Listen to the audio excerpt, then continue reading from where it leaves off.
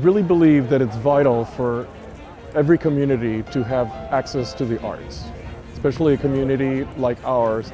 Art is critical building community identity, and that's one thing NCCLF has been supporting us with for years.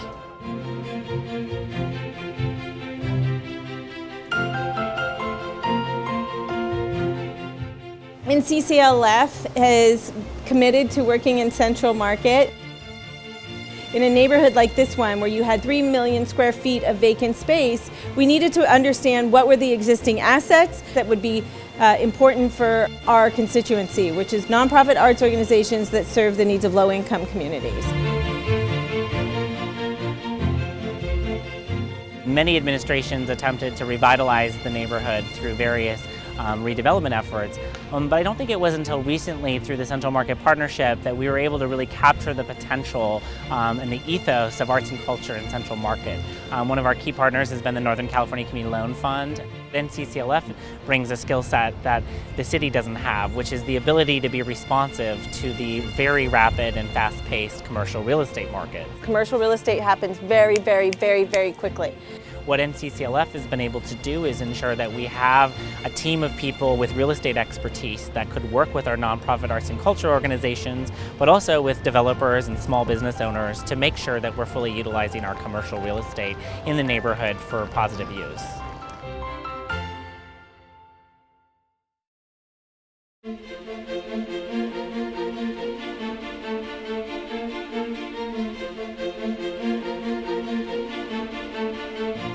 We train women and girls in music production and recording arts, and we're the only recording studio of this caliber in the world built and run entirely by women. We provide discounted studio workspace for visual artists in exchange for volunteer service back to the community. This is our community arts program and specializes in working with artists who identify as homeless or at the risk of homeless.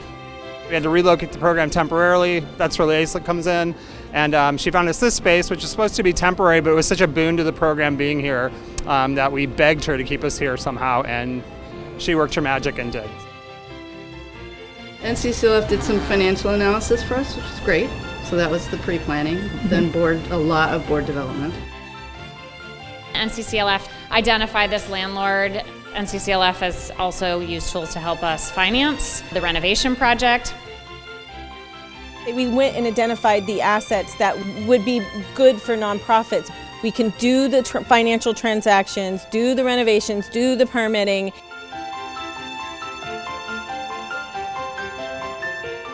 This was a very unique effort to ensure that arts and culture could thrive here, but that also the commercial sector would thrive and that all the residents in the neighborhood could feel like this was their neighborhood.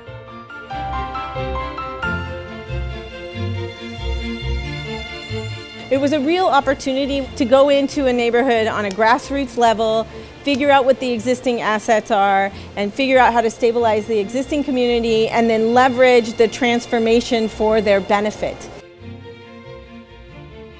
In a city with a really rapid increase in costs of land and real estate, we've been able to create a model of public and private partnership to help nonprofit arts and culture organizations, as well as many social service organizations, find a pathway to ownership and long-term affordability in a very dense downtown district. And now those are stable organizations that will be here, and as the neighborhood is transformed, the programs can develop.